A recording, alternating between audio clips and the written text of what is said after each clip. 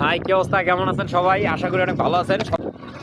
এখন আমরা একটু ঘুরতে বেরোইছি, ঘোরাফেরা। তো এখন আমরা বের হয়ে মোটরসাইকেল দিয়ে একটু ঘুরতেছি, গ্রাম দেখতেছি যে গ্রামটা আসলে কেমন। সময় না থাকার কারণে বা অনেক কিছু মানে মেনটেন করে চলার দিক দিয়ে দেখা গেছে যে আসলে আমরা নিজের এলাকায় ঘুরতে পারি না। তো আজকে নিজের এলাকাটা ঘুরতে পেরেছি, চারদিকে কত সুন্দর সবুজ প্রকৃতি, দেখলে পুরো মনটা জোড়ায় যায়।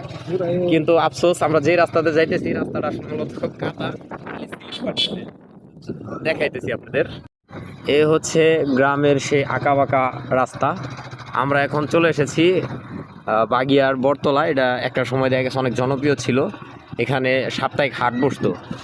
কিন্তু এখন সময় এবং কালের বিবর্তনে এখানে আর হাট বসে না। এখন আমরা এখানে গাড়িটা থামাইয়া, এ হচ্ছে সেই বাগিয়ার বটতলা, ঐতিহাসিক। এখানে আগে হাট বসতো, কিন্তু এখন সময় এবং কালের বিবর্তনে আর বসে না। তবে আর কিছু থাকুক বা না থাকুক, বাগিয়ার যে গোদারাটা এটা এখনো আছে, মানুষ এইখানে এখনো নৌকাতে করে পার হয় এই পার থেকে ওই পার।